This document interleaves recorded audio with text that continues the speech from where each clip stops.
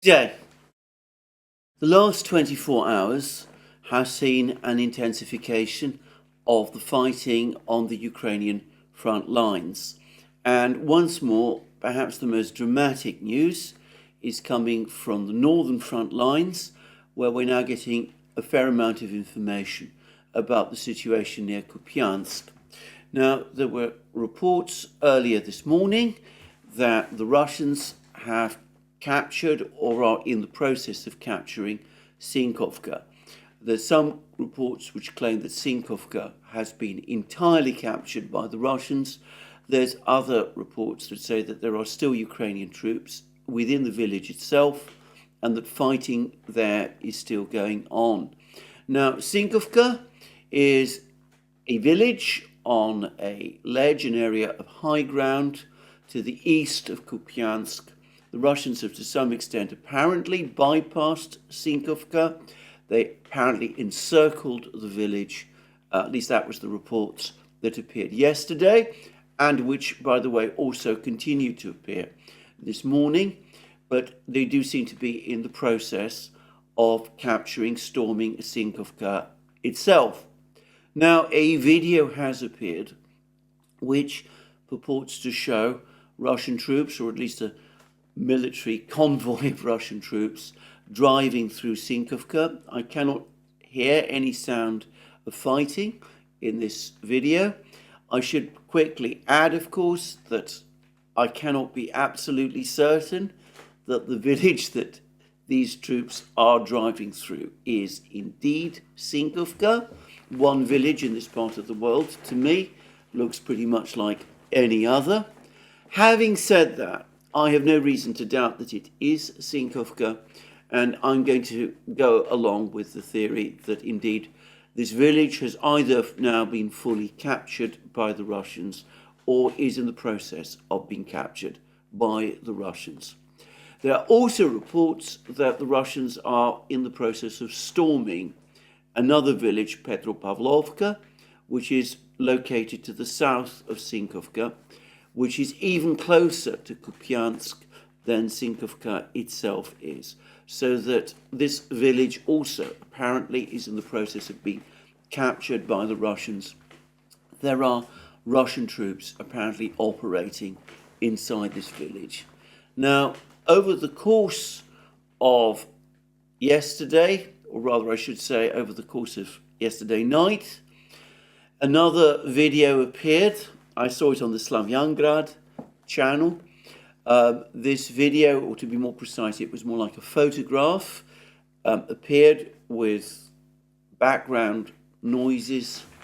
The photograph showed what looked like flames, a sort of red glow around various buildings, which could mean anything at all. And of course, I have no knowledge of where this particular photograph was taken. But perhaps more impressively, there was a lot of noise that was, being shown alongside this photograph, which it was said was a recording made in Kupiansk itself by someone there, and which clearly showed the sounds of not just shelling, but more importantly, of small arms fire.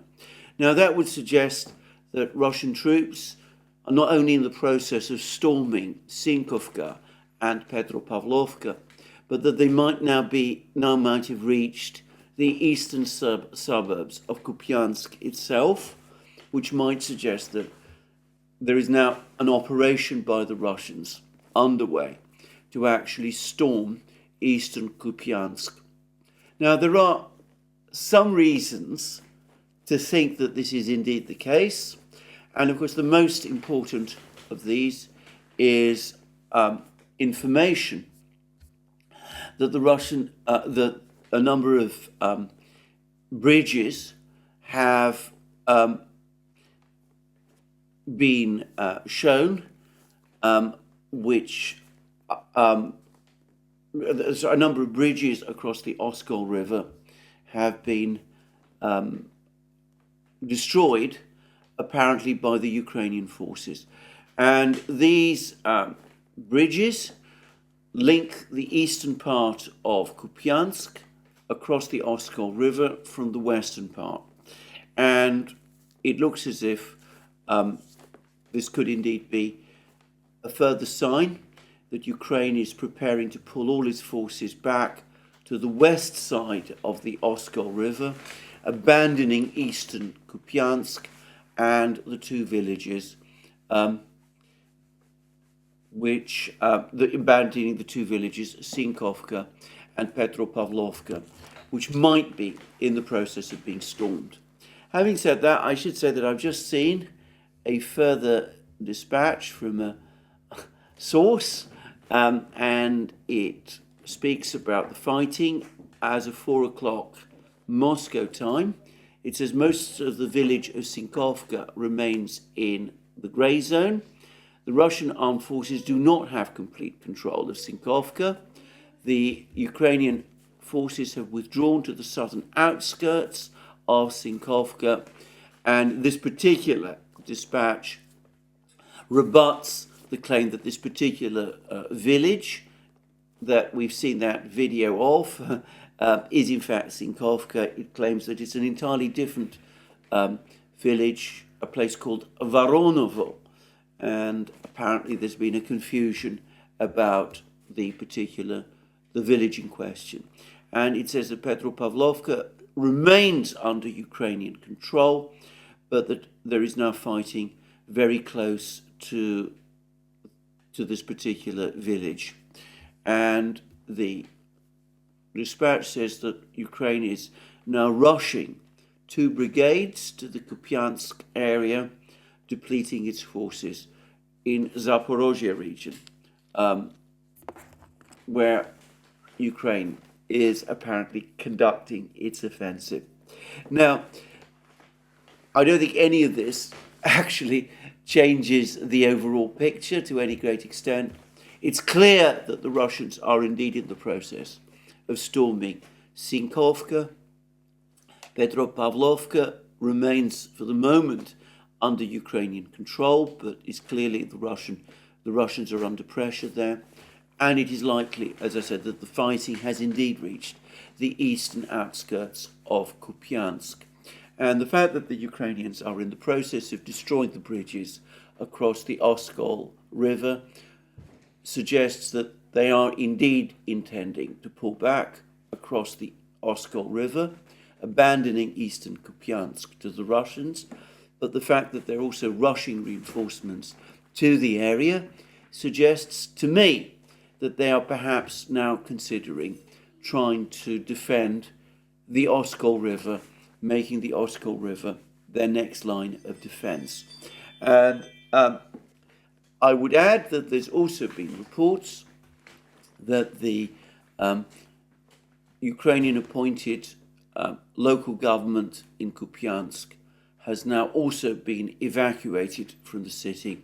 In other words, all the civilian administrators in Kupiansk, the Ukrainian civilian administrators in Kupiansk, have now been withdrawn.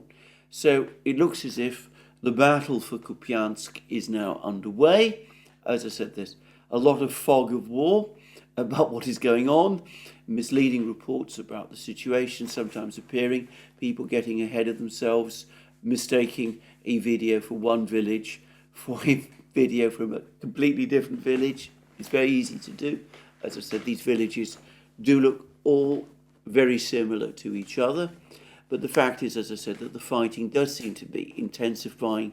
The Ukrainians seem to be reconciling themselves to the loss of eastern Kupiansk and the villages east of the Oskol River. And they do seem to be trying now to hold the positions along the west bank of the Oskol River. And they're sending reinforcements in order to try to shore up the defences. They're sending troops from the Zaporozhye front, where they've been trying to conduct their offensive. A sign, as I said, of how critical the situation around Kupiansk is becoming for them. Anyway, that's the information in the north.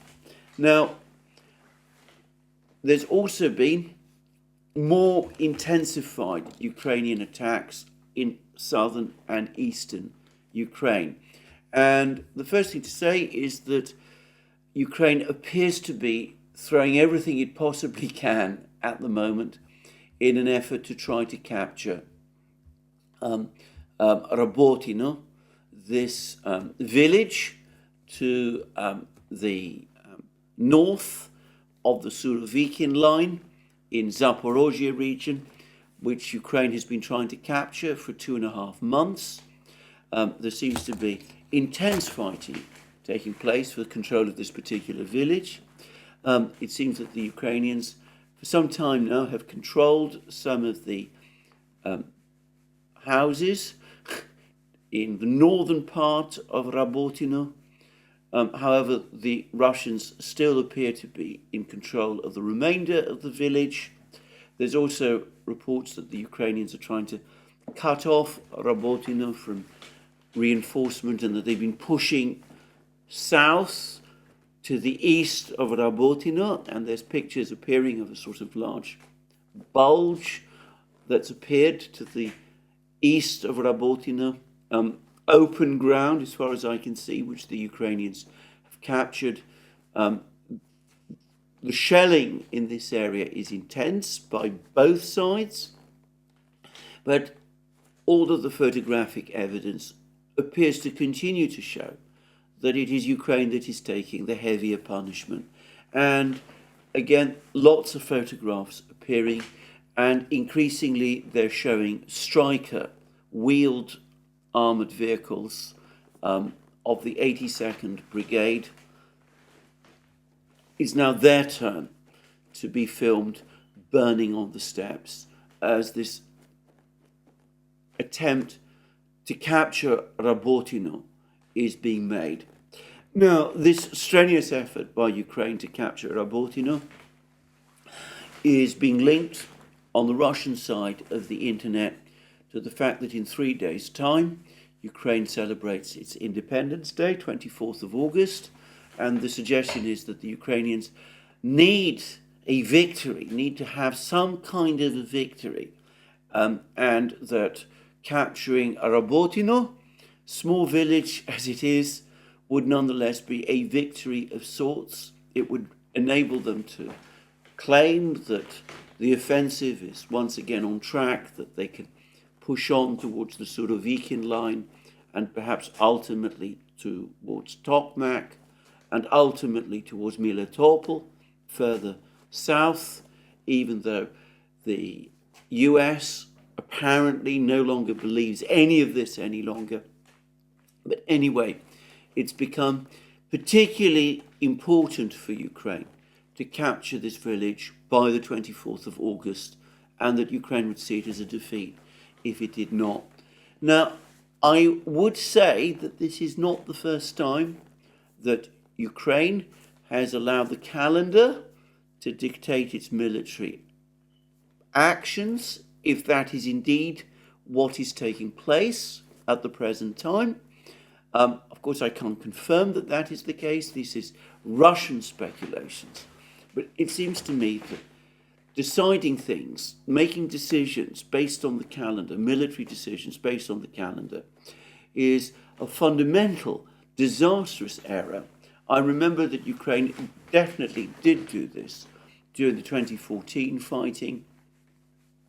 There was pressure, apparently, from the then Ukrainian president, President Poroshenko, for Ukrainian troops fighting in the Donbass, seeking to defeat the Donbass militia at that time. There was heavy pressure for Poroshenko, for the Ukrainian troops to push towards the Russian border, to cut off supplies for the Donbass militia by reaching the border. And the result was a Ukrainian advance, which resulted in Ukrainian troops being surrounded at a place called Ilovaisk, leading to a disastrous defeat by the Ukrainian military, with many accounts, which, by the way, I tend personally to believe, that regular forces of the Russian army actually at one point intervened in the fighting in and around Ilovaisk, causing the defeat of the Ukrainian forces there. That is controversial, by the way. The Russians have never admitted that their regular army was involved in the Battle of Ilovaisk, and the Donbass militia assert to this day that the victory at Ilovaisk was entirely due to them. I am not in a position to judge the truth of this. As I said, I personally think it is more likely than not that units of the Russian regular army were involved. I don't really think, frankly, that matters anymore in terms of the development of events, though if some people in the Donbass militia are concerned that I'm taking away credit for a victory of which, if it was entirely theirs, they are justly proud, then all I will say is, in anticipation, I apologize. But anyway, my point is that disaster, that military disaster that Ukraine suffered at Ilovaisk, was a product of Ukraine's desire to fight the war according to the calendar, to reach the Russian border by the 24th of August. That was widely confirmed at the time, as I remember, in the Western media. If Ukraine is doing the same thing this year with the fighting at Rabotino, then I think it is making another mistake, and it is sacrificing more of its men, more of its best trained men, and more of its best equipment, or best remaining equipment, to capture a village whose importance I think pretty much everybody who is familiar with this war, the actual details of the war, recognizes is overstated. Anyway, there we are. It's important, by the way, to stress that Ukraine has not captured Rabotino. There have been some claims to that effect. The Russians haven't withdrawn from Rabotino. Rabotino is still being fought over as I speak. In fact, it seems the Russians hold the greater part of it. The Ukrainians, for the moment, are limited to some houses in the north. Not the first time over the last 2.5 months, by the way, that has happened, and that the Ukrainian troops have managed to occupy some empty fields and perhaps forest or wooded places to the east of Rabotino. The actual consequences of that are hard for me to judge, and the Ukrainian Defense Ministry has anyway confirmed that the Russians, as I'm speaking, are counterattacking in that very same area, though of course perhaps predictably the Ukrainian Defense Ministry claims that they're doing that without success. But anyway, that's what the Ukrainian Defense Ministry is saying. Anyway, fighting for Rabotino, and whilst I'm on the topic of the fighting for Rabotino, with most of the attacks around Rabotino being carried out by the 82nd Brigade, Ukraine has complained bitterly about the fact that information about the 82nd Brigade has been published in the open source media, including in Ukraine. And this is a comment that was released by Ukrainian Deputy Defense Minister Hanna Maliar. She said the price of headlines regarding where the 82nd Brigade was relocated in the south is 5 airstrikes on the brigade within 24 hours. In other words, the Russians have been launching airstrikes on the brigade, and she went on to say the publication of information about relocation of the Ukrainian forces, which was openly published by the General Staff or the Ministry of Defense of Ukraine, which is not openly published by the General Staff or the Ministry of Defense of Ukraine, is a criminal offence that carries imprisonment of between 5 and 8 years. And the Russian news agency TASS has pointed out that the original information about the relocation to the southern front lines of the 82nd Airborne Brigade actually came from no less a person than David Axe of Forbes, who reported on the 16th of August that the Ukrainian armed forces had engaged their last major reserve unit, the 82nd Airborne Brigade, equipped with Marder and Striker vehicles, as well as Challenger 2 tanks, near the settlement of Rabotino in Zaporozhye region. So the Ukrainian Defense Ministry is criticizing people who have disclosed information about the 82nd Airborne Brigade. They say that as a result, it's suffered 5 airstrikes and experienced losses. And the Russians, somewhat mischievously, have jumped in and are perhaps pointing the finger for this disclosure of information at David Axe. That might be unfair to David Axe, but there we go. That's what the Russians have been doing. Now, I have to say straight away that, in my opinion, David Axe, whose recent article in the Daily Telegraph talking about the West being unconcerned about any threat from the Russians to start nuclear war and how that's all a bluff, and even if it isn't a bluff and we do find ourselves in World War III, well, that will be Putin's force. Anyway, let me say here, I was critical of David Axe there. I think all this is mischief making by the Russians, finger pointing by the Ukrainians, which I think is really a little low. The idea that the Russian military, who have multiple surveillance satellites tracking the situation on the battlefronts, I think it's 6 in total, some of them allegedly with synthetic aperture radars, and who flooded the skies with surveillance drones, and who are, according to many reports, able to intercept and decode Ukrainian radio exchanges.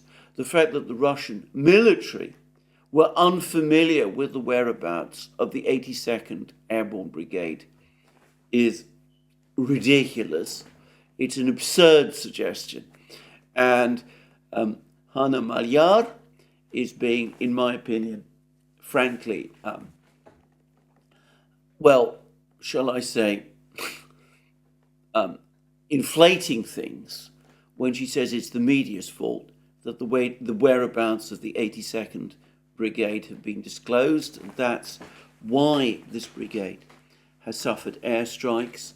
And the Russian news agency TASS are being frankly mischievous in pointing the finger at David Axe. So just saying, I think one should be fair about these things. To be frank, I want to make it clear, I don't think that on this issue David Axe has done anything wrong, and I don't think he's responsible for these airstrikes or anything like that. The fact that the 82nd Airborne Brigade is suffering airstrikes and that the Ukrainians are complaining about it, what it tells me, actually, is that it is suffering heavy losses. It's suffering heavy losses as a result of airstrikes. It's suffering heavy losses in this fighting for Rabotino. The Ukrainians, as they always do, as they regularly do, are looking for someone to blame. They're blaming the media for this, rather than themselves, for trying to storm Rabotino in this way, perhaps so that they can achieve some sort of a victory ahead of their Independence Day celebrations on the 24th of August. So just wanted to say all of that. And also, apparently, Ukraine has once again gone on the attack with all that it still has in the area of Kleshayevka. And there's been a report about this. This is from young Gagin, who, no, it's actually not from young Gagin at all, it's from his boss, Denis Pushilin, the acting head of the Donetsk regional government, the Russian-appointed acting head of the Donetsk regional government. And he's given an interview to Russia 24 television, and he says, as for the flanks near Artyomovsk, in other words Bakhmut, in recent days the enemy has made attempts to advance on both the southern and northern flanks. I've been hearing a lot about the attacks on the northern flanks near Berkhovka. Apparently all of those have been repelled. But then he goes on to say the situation remains difficult in the area of Kleshayevka. In the northwest, there is a constant confrontation for the heights near this settlement. Now, what I think Pushilin might be responding to here is that there is video evidence of a Russian attempt to storm one of the heights to the northwest of Kleshayevka, which was occupied by the Ukrainians. And it's clear from this video evidence that on this occasion, it was the Russians who came out worse from the encounter. Several of their armoured vehicles, apparently about 3 of them, were destroyed in this attack, and several of their soldiers were killed, and the attack miscarried. So it's again unclear exactly what is going on around Kleshayevka. Could be that the Ukrainians are attacking again in this area. They still remain close to Kleshayevka in some places. There are reports of a Ukrainian attack in this area, but the Russians, and specifically the Chechen forces, who are holding the line for the Russians in this area, they continue to insist that they have the situation under control. So quite a lot going on in these areas of the battlefields, these key areas of the battlefields. There are some other reports. There's a report that the Russians have made further advances somewhat south of Kupiansk in the Liman area. This is from the Russian Defense Ministry, that they say that while on a combat mission, Russian troops moved out to a reconnaissance area where, with the use of a drone, they detected the location of an enemy stronghold. Having received data on the target, the team, aided by T-90 tanks and BMP-2 infantry fighting vehicles, advanced and captured the Ukrainian stronghold. And there's a description of the fighting. We're told it was all carried out at lightning speed.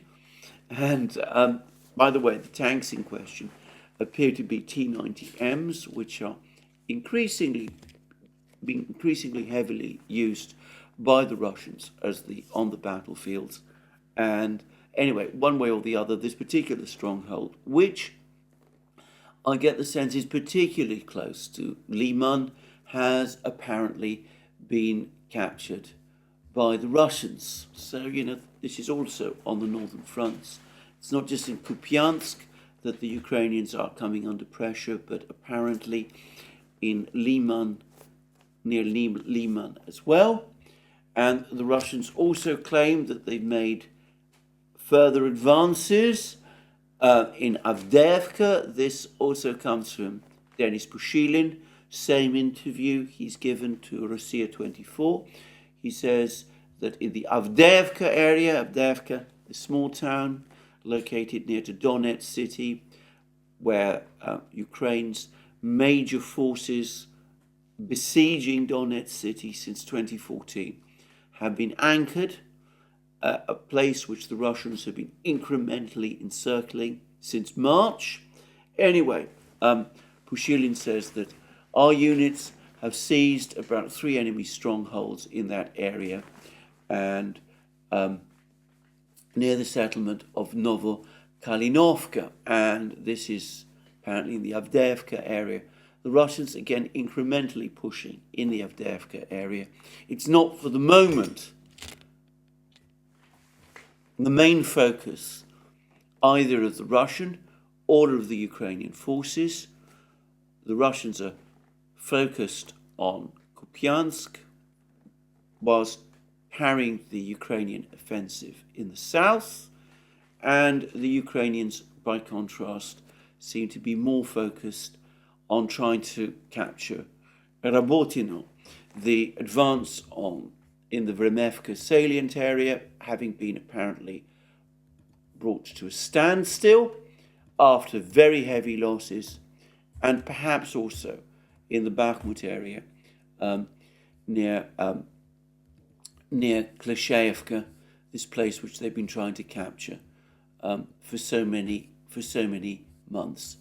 Anyway, that's the overall situation on the battlefronts. As I said, the most important news by some important distance is the events near Kupiansk. To be very clear, if Rabotino is eventually captured by Ukraine, as is certainly likely, perhaps will happen over the next few hours, that is just another deserted village. It does not, it seems to me, have any particular military significance. The major Russian fortified lines lie somewhere to the south of Rabotino. There is still a very long way for Ukraine to go, and it's unlikely, it seems to me, that the Ukrainians will be able to push through, and that's also the view of the United States. By contrast, if the Russians capture Kupiansk, that will be a major blow for Ukraine. It's a significant town, 25,000 people before the war. It was a place that Ukraine was able to capture over the course of its successful counteroffensive in the autumn of last year. It would be a sign that the gains of that counteroffensive are being reversed, and I have to say that would be a major crisis. That would be a major crisis for Ukraine. So one mustn't put these battles, give equivalence to these battles. The Ukrainian attempts to capture Rabotino are what look to me, to be frank, to be honest, the dying spasms of a failing offensive. The Russian efforts to capture Kupiansk, a much bigger and more important place, look like possibly the start of something very ominous indeed for Ukraine. Now, there's been some rather intriguing bulletins from the Russian Defense Ministry, the British Defense Ministry. They've said that the Russians are in the process of creating a combined arms army in the south, the Zaporozhye Kherson region, and this will involve some of the military formations located in Crimea. They say that there's been a relocation of troops, that some regular Russian infantry have been moved to Kherson region, where, to reiterate again, the Russians liquidated, as they say, the Ukrainian position, the attempted bridgehead on the east bank of the Dnieper River near the village of Cossack camps. There's, by the way, lots of film of the Russians capturing Ukrainian equipment that was left behind by the Ukrainians in this bridgehead. But anyway, that's another story. But the British Ministry of Defence says that Russian paratroopers have been relocated from Kherson region towards Zaporozhye, and that this new combined arms army seems to be taking, or units of this combined arms army seems to be taking its place. Now, the British Defence Ministry doesn't really explain what the motivations of all of this might be. It continues to assume that the Russians are going to remain indefinitely on the defensive. I have to say, to me, it looks more like a build-up than anything else, that the Russians are actually building up their forces, and one does wonder what this is all about. The British Defence Ministry says that this combined arms army is made up of reservists. The implication is that it is not particularly well trained. That seems to me a dubious proposition. It's suggesting that it will take over from more experienced Russian military units, that it will assume defensive positions from more experienced Russian military units, which will then be released for other tasks. And one wonders what that means. Perhaps that also suggests that those more experienced units are going to be assigned to offensive operations.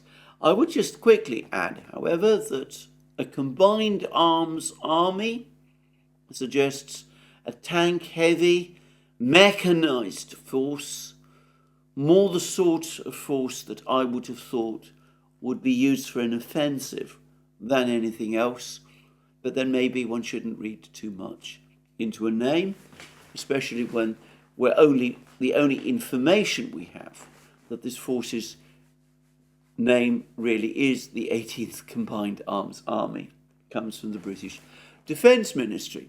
Anyway, the British Defence Ministry is also saying that the Ukrainians are continuing to carry out drone attacks, and that they're using surface-to-air missiles, SAM-2 missiles, S-200 missiles left over from the Cold War, that they're using them increasingly in a ground attack role. Now, the last is true. It's been reported by the Russian Defense Ministry for weeks that Ukraine has been launching these converted S-200 missiles in efforts to strike at Russian positions. The British Defence Ministry, rather belatedly, has woken up to this.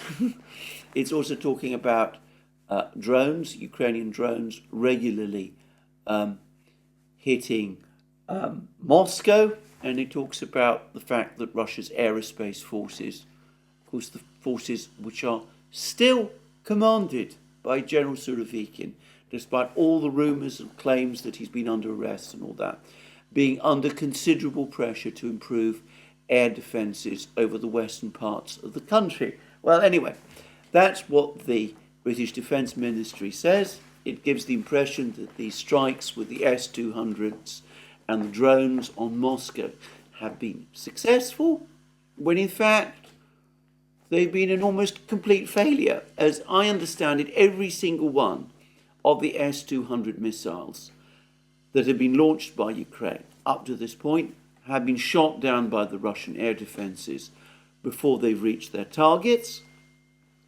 whilst the drone attacks on Moscow appear to be getting increasingly ineffective as Russian air defences, anti-drone defences, which seem to be increasingly structured around electronic jamming, become increasingly dense and increasingly difficult for Ukraine to penetrate. Now, having said the last point, Ukraine has had one significant achievement with its drones, and this was a drone strike that was launched against the Russian airbase in Novgorod region, north of Russia, and a drone, or at least one drone, does appear to have got through, and it struck a Russian Tupolev 22M3 bomber, medium bomber, on this airfield. And there's been dramatic pictures which have been released by Ukraine, but which have been circulating also extensively in the media, which show this bomber on fire. It has been completely destroyed. Now, I suspect that there will be a lot of recriminations about the fact that this bomber was left exposed on the airfield. It wasn't undercover in any way. And the Russians will certainly be wanting to know how this particular drone got through. What I will say about it is this: the film that was taken of this fire, of this bomber being on fire, appears to me, this is just my very, very individual view, and I want to stress with my vision issues, trying to assess what appears on a film is, well, I'm not the best person for that, let's put it like this. But it looked to me that this film was taken by someone at ground level, which may suggest that this strike on this particular airbase was made locally by a Ukrainian sabotage group that was able to reach this area, either from Ukraine or perhaps their sympathizers within Russia or perhaps Belarus. Belarus is not that far away. It's not difficult for this to happen.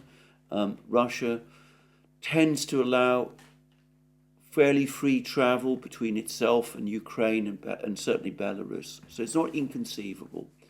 And it could be the case that this particular drone strike on this airbase was actually therefore conducted from within Russia itself. I'm pretty sure that the Russian authorities will be examining this film very carefully, and if they do think that it was some kind of event carried out from within Russia, then there will be a very, very extensive manhunt underway to try to find who these people were. And anyway, that was one incident where, as I said, Ukraine did gain some advantage. So that's the story on the battlefronts. There's been more Russian missile and drone attacks around Ukraine. There was yet another Russian missile attack, missile strike, on what appears to have been a very large ammunition depot. I believe again close to the town of Khmelnytsky, which is clearly a place in Ukraine which is a major transport hub for all of these missiles, for all these deliveries of weapons from the West to be sent. This appears to have been a devastating explosion on this particular ammunition dump. There's been some very dramatic satellite pictures showing the results.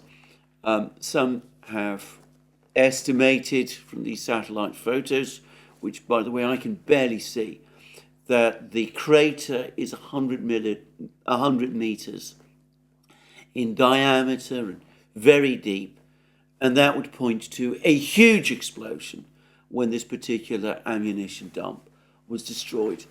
And it's important to stress that even as the fighting continues on the front lines, even as Ukraine continues to launch around 8,000 rounds of ammunition a day over the course of this offensive, rapidly depleting the amount of ammunition it has been supplied by the West.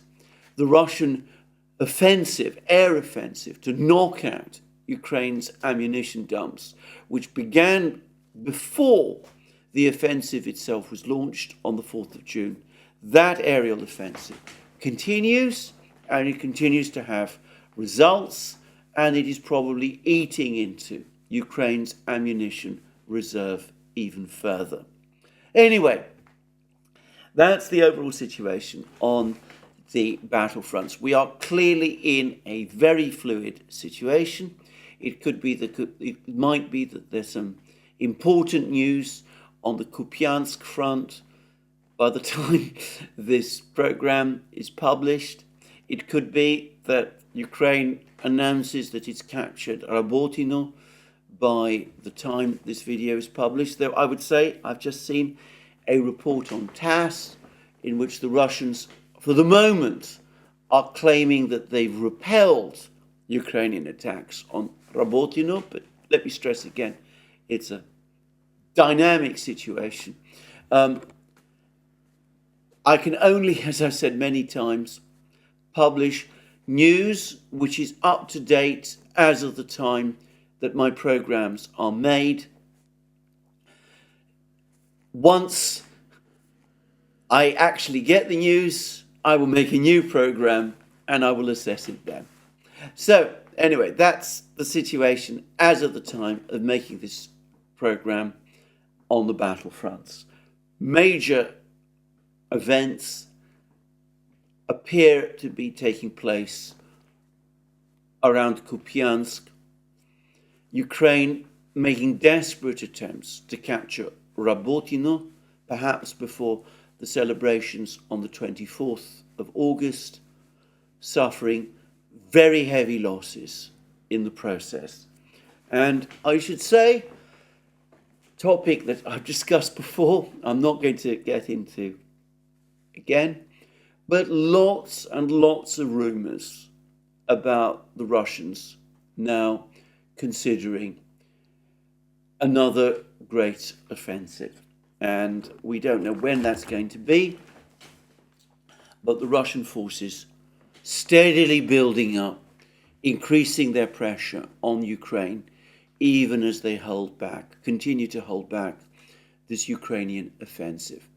So that, as I said, is the overall situation. Now, there's been a lot more news about other things. Firstly, President Zelensky has been on tour. He's been to Sweden, as I said, where he announced that the Swedish government, Ukraine was in talks with the Swedish government about Sweden supplying Gripen fighters to Ukraine. Now, I said that that claim was first made by Zelensky, that it would take years for Ukraine to be able to integrate Gripen fighters, a very sophisticated modern fighter, into its air defense system, and that this was clearly, by implication, Zelensky obviously wanting to stay out of Kiev for the moment.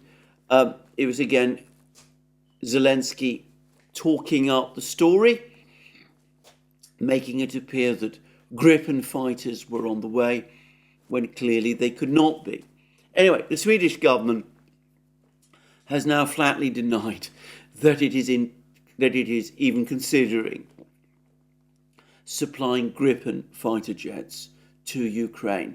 So that might have been what Zelensky was trying to achieve in Sweden. Maybe he was hoping for an announcement from Sweden that they would be prepared to supply Gripen fighter jets to Ukraine, more as a morale-boosting message for Ukraine itself than for any real practical significance. But in fact, he's talked it up. It's something that the Swedes, for the moment at least, don't seem to be in any hurry to do. Anyway, from Sweden, Zelensky then moved on to the Netherlands, where he met with the Dutch Prime Minister Mark Rutte. And here he has been more successful in the sense that now that the United States has finally given the green light for the transfer of F-16 fighter jets to Ukraine, something that the United States, or at least the US military, are clearly very unhappy about and have only agreed to very grudgingly and very reluctantly. Anyway, now that that has happened, a decision to supply these F-16s has been made, and both the Netherlands and Denmark have agreed that these fighter jets will indeed be supplied. Now, Denmark has said that they are hoping to supply 19 of these F-16s eventually to Ukraine. Zelensky has said that the Netherlands is going to supply 42 F-16 fighter jets to Ukraine, which would make for a total of 61. Except, of course, that the Netherlands has apparently committed itself to no such thing, at least not for the moment. The Dutch Prime Minister Rutte, has said that, yes, there would be eventually 42 F-16s which would potentially be available for transfer. Some of them would no doubt have to be refurbished. The Netherlands currently in its Air Force operates 24, so presumably the others are in some form of storage. But anyway, the Netherlands has not yet made a decision about how many F-16s it is indeed going to supply to Ukraine. So again, we see how Zelensky, with the news on the battlefronts very grim, is coming up with stories about supplies of F-16s which appear to be premature, to say the least. Now, apparently Denmark is talking about possibly supplying the first F-16s to Ukraine by the end of the year, but I think that most people agree that for all practical purposes, there's no possibility of these F-16s operating in Ukraine before the summer. There's no word about where these F-16s are going to be based. It's not clear whether Poland and Romania would be prepared to allow the F-16s to operate from their territory. There would be massive risks of escalation if they did. There are major problems for Ukraine to operate them from its own territory, which I've discussed at enormous length. Ukrainian airfields are not ready for these F-16s. The infrastructure to operate them does not exist in Ukraine. I've heard it suggested that in practice, Ukraine might be able to operate perhaps 12 F-16s in 2024. And that might be optimistic. Well, we'll just have to wait and see. This whole F-16 saga, in my opinion, has turned into a massive embarrassment. And it's been driven partly by Ukraine, also by the lobbyists who have been arguing on behalf of Ukraine in various sections of the Western media. There's an article by Colonel Richard Kemp in the Telegraph. I'm not suggesting in any way that he's a paid lobbyist, but clearly he sees himself as an advocate for Ukraine. He's against saying that Ukraine's problems are due to the fact that the West has failed to provide Ukraine with the long-range missiles and fighter jets that it needs, and he's now piling on the pressure to supply these fighter jets, heedless again of any of the problems involved.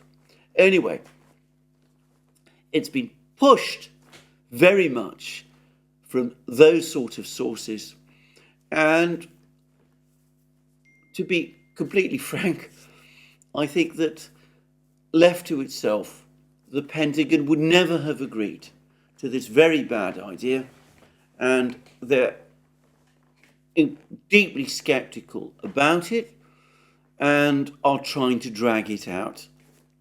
Anyway, there we are. So that's the story, the saga of the F-16s. The ATACMS missiles, the United States still for the moment seems to be unwilling to part with them at all. So a dangerous move, nonetheless, talking about supplying F-16s.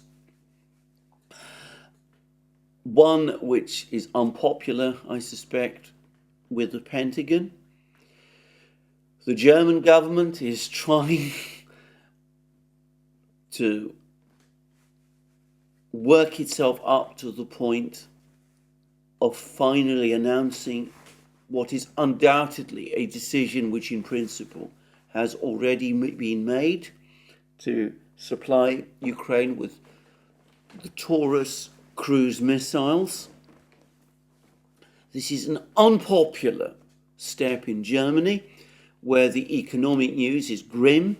The Bundesbank has just issued a report saying that the German economy is in stagnation. It complains about the fact that the German economy is weak.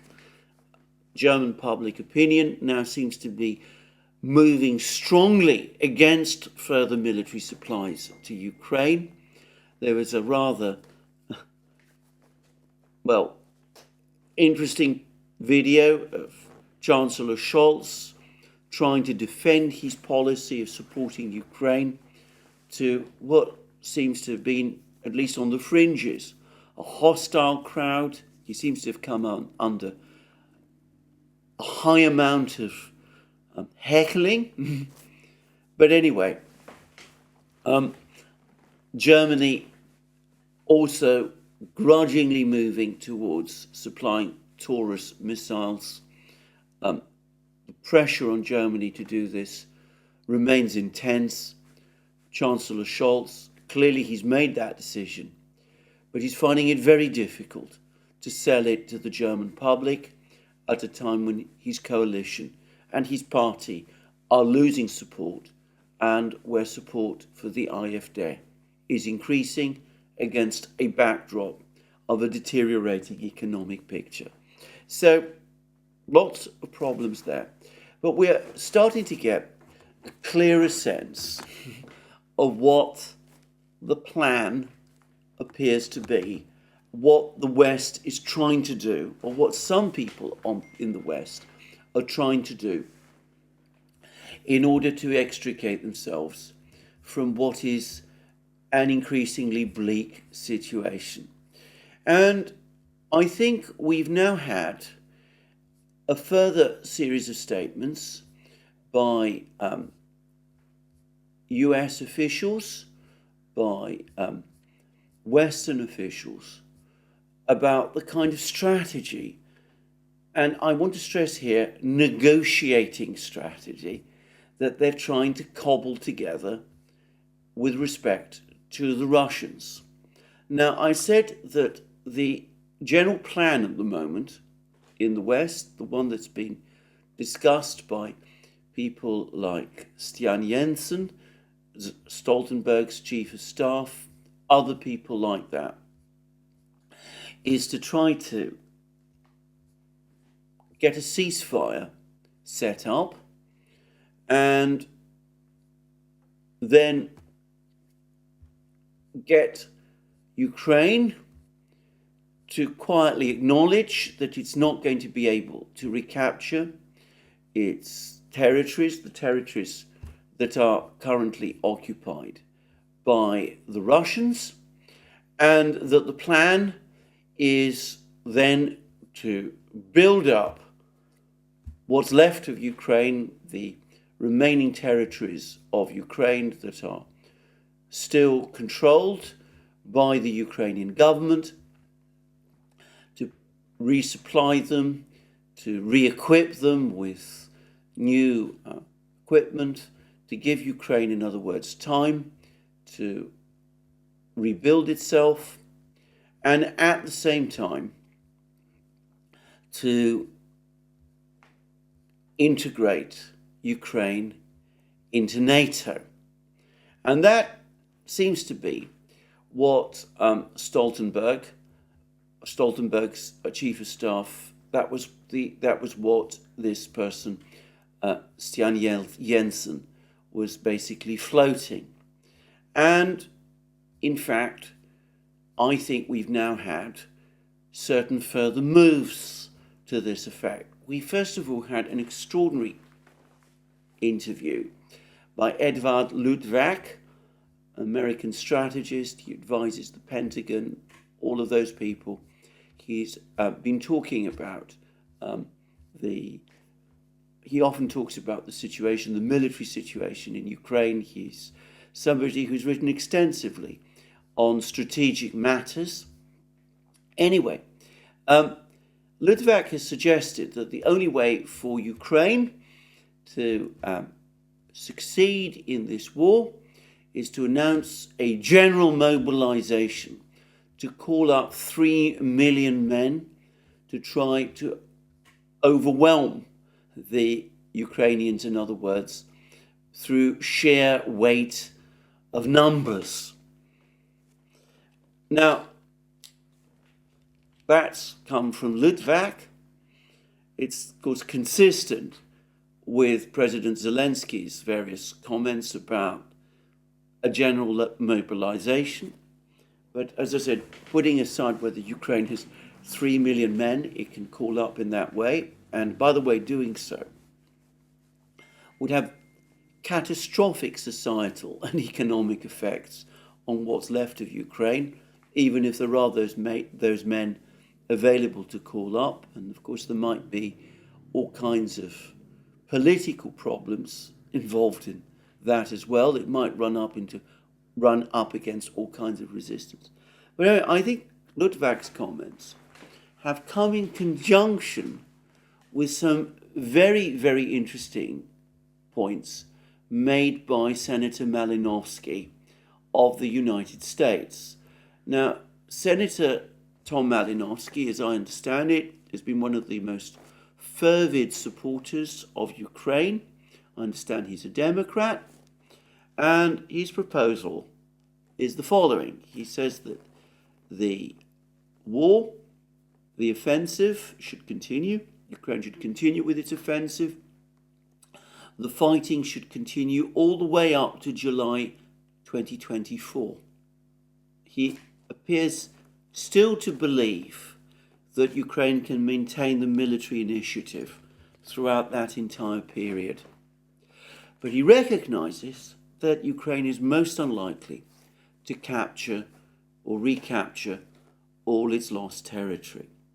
And then, as I understand it, what Senator Malinowski is saying is that at that point, in July 2024, Ukraine should declare a unilateral ceasefire. At that time, the next NATO summit meeting will be underway, and over the course of that summit meeting,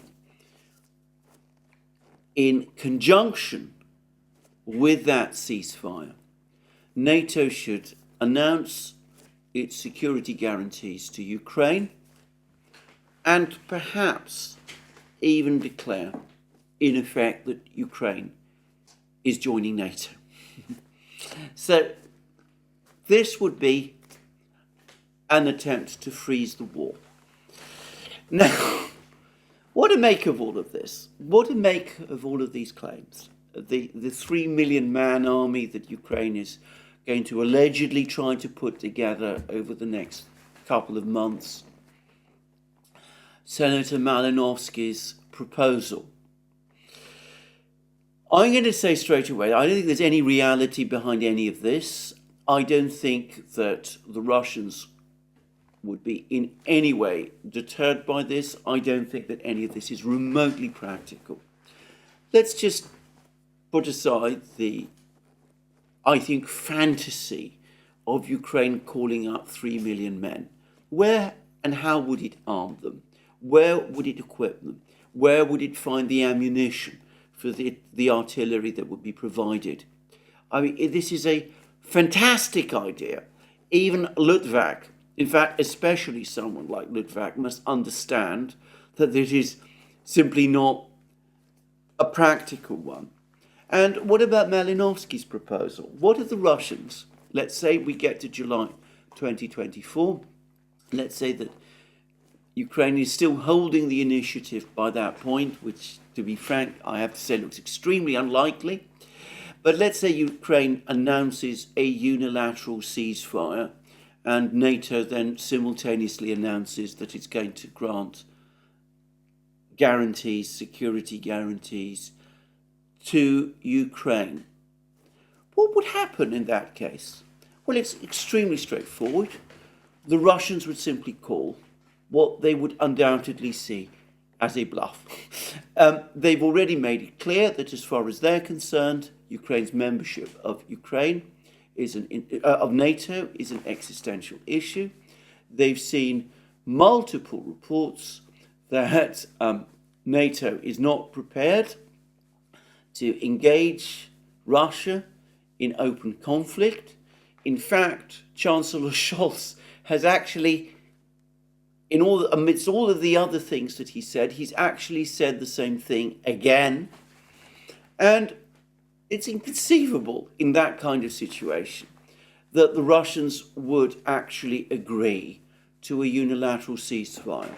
And of course, if the Russians rejected a unilateral ceasefire on those sort of terms, I think it is equally unlikely, to put it mildly, that the Western powers would in that situation move ahead with those security guarantees and with NATO membership for Ukraine. To my mind, this story of the 3 million man army and Senator Malinovsky's plan are essentially threats that the West, the United States, is directing at the Russians in order to get them to agree to freeze the war on US terms. As I've discussed previously, the West, the United States, or at least those people who've been traveling backwards and forwards between Washington and Moscow, who've been engaging various Russian officials in what are called Tier 1.5 talks, but which the Russians say are just informal discussions, that those people have become increasingly frustrated, that they're not making any progress at all, that the talks, as was admitted in that piece in Moscow Times, have hit an impasse. There have been the dark hints that Putin is the only obstacle to a resolution of the problem, to a satisfactory negotiation of the problem, and that the way through is to get Putin himself removed. Well, that, of course, isn't going to happen.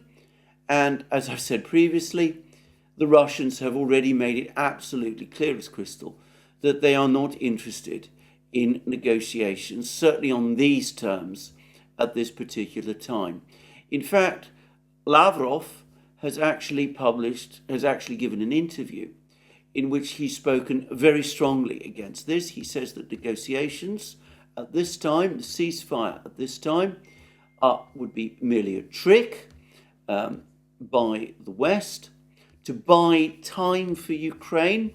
It would not be a real resolution of the problem, and that in light of this, Russia is not interested in negotiating in the kind of negotiations that are being proposed at this time. So that is the Russian position. As I said, it's been set out fully by Lavrov himself. He's clearly expressed it in this long article he's written for Международная жизнь and in other places. At the moment, as I said, the Russians are not interested in negotiations. Certainly they're not interested in any negotiations to freeze the war. So how do you get around that? You're not going to get Putin overthrown. There's no prospect of that. You're not finding the Russians very receptive. Your attempts at the Jeddah summit to get China and the BRICS countries and India and all of those other countries to put pressure on the Russians, they didn't amount to anything. There's been a very interesting piece, by the way, by Seymour Hersh, who's said that, as I said, it was Sullivan who called together the Jeddah summit in order to put the pressure on the Russians, exactly the way that I've discussed before. And Hersh also says that it was Sullivan who was, to a great extent, the author, not just of the diplomatic strategy, which has failed up to this time, but of the offensive, the Ukrainian offensive as well. Anyway, all of this has failed. Putting the pressure on the Russians economically, diplomatically, has failed. The Russians aren't taking the bait of, the land grab idea. Attempts to create divisions within Russia, to try to undermine Putin in order to force try to persuade some Russians to go for this compromise, that isn't working either. So what you do is you threaten the Russians by saying, look, if you don't agree to these terms that we are now proposing, freezing the war, and you take what you've got in eastern Ukraine, and we'll take care of the rest of Ukraine, that'll be up to us. You don't agree to that, then we're going to do all these terrible things to you. We're going to get Ukraine to put this 3 million man army together, and we are going to, at the same time, maneuver Ukraine into announcing this unilateral ceasefire and admit Ukraine into NATO, or provide some kind of NATO guarantee to Ukraine in July. And of course, we're going to supply Ukraine with F-16s and all of those sort of things. All of this looks to me as part of this strategy of trying to put pressure on the Russians to agree to negotiate on American terms. Except, as I've said already, the Russians will undoubtedly see through the bluff, because a bluff is what it is.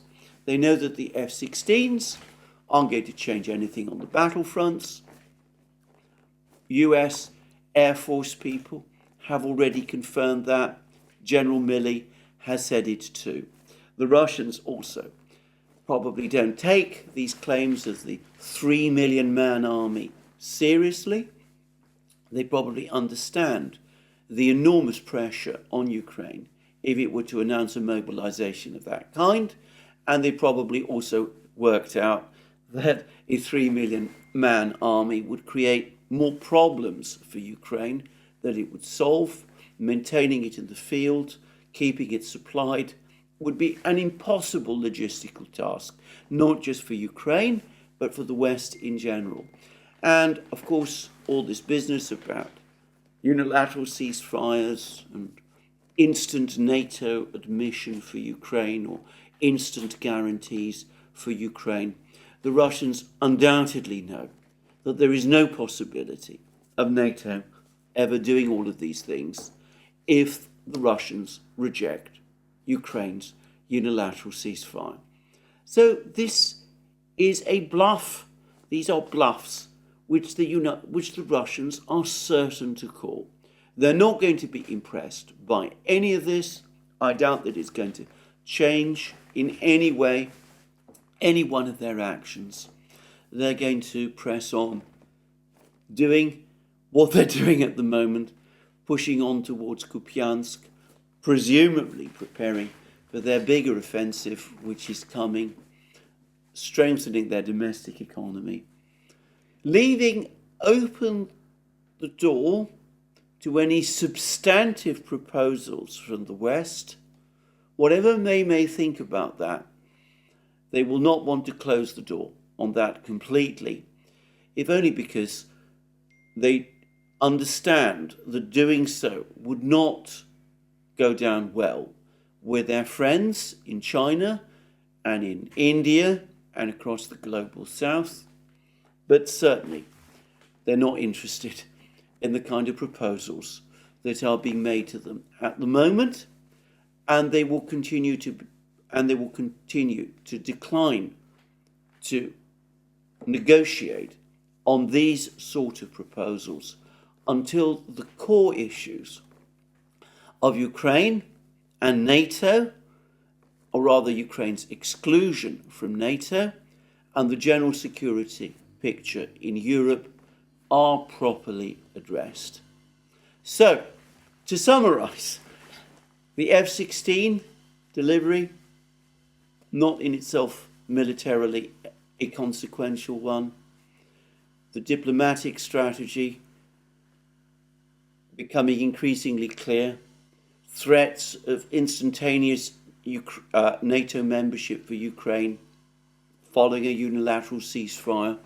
Talk of a 3 million man army. All of these things.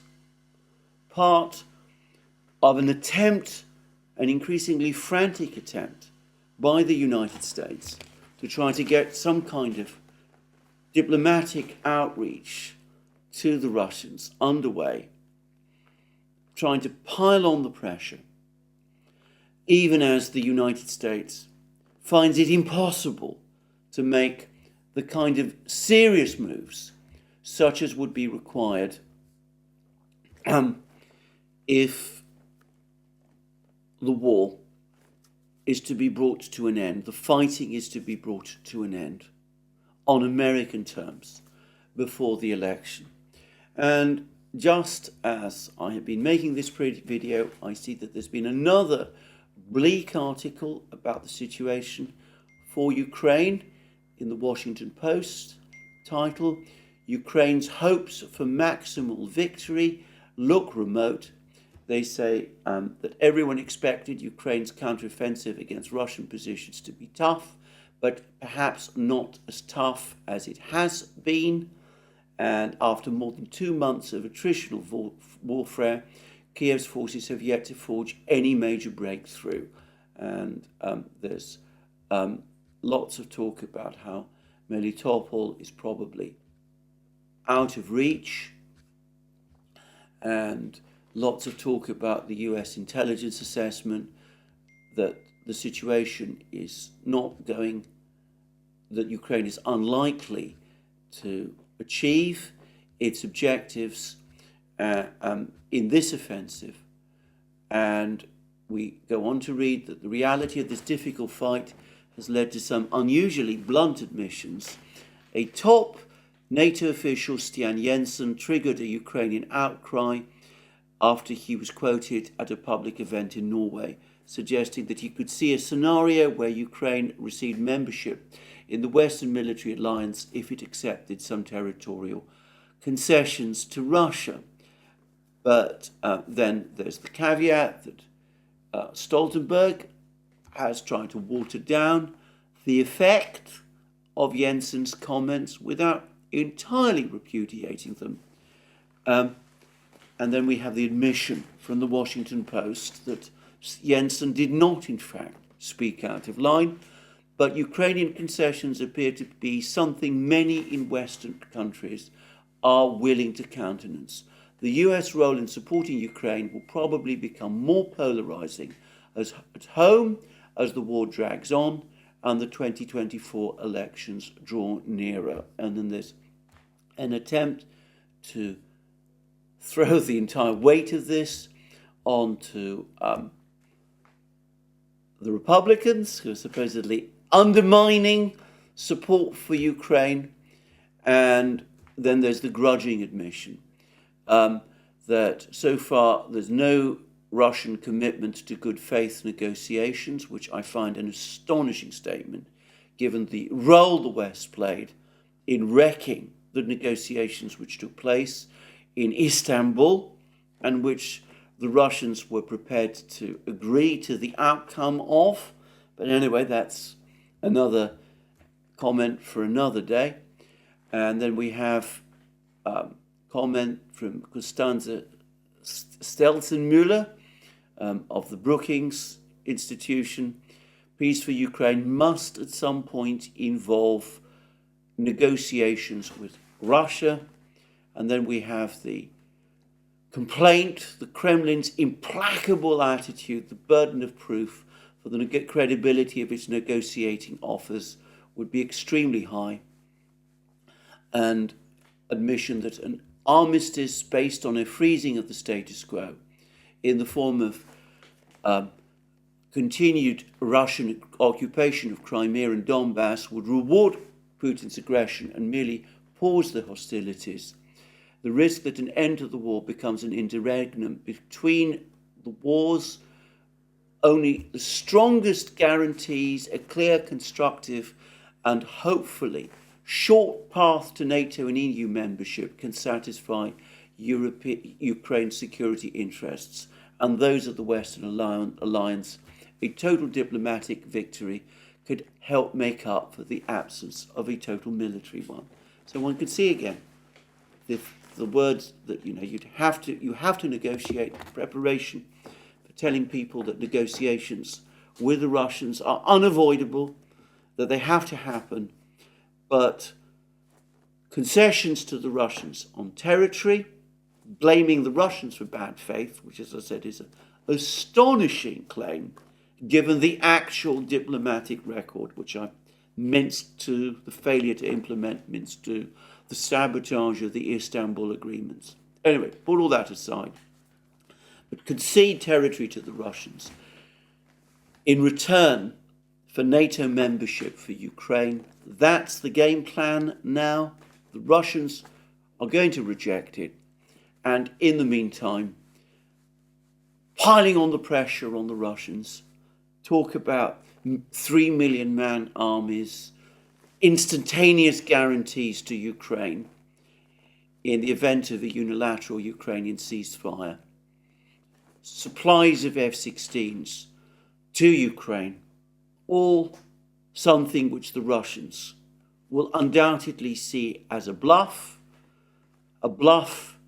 which they are certain to call, because a bluff is what it is, even as these proposals, which are being floated by so many people, by Jensen, by Malinowski, by this lady, Constanze Stelzenmüller, all of them unacceptable, completely unacceptable to Russia, and already ruled out by Russia. It seems to me that we are indeed now coming very close to the end game, and these could be seen as the first moves towards that end. I'm going to suggest that unless there is some significant Ukrainian breakthrough in the offensive over the next few weeks, which I don't think anybody seriously expects anymore, even if Rabotino, for example, is indeed captured. Well, even if that happens, it's hardly a major breakthrough.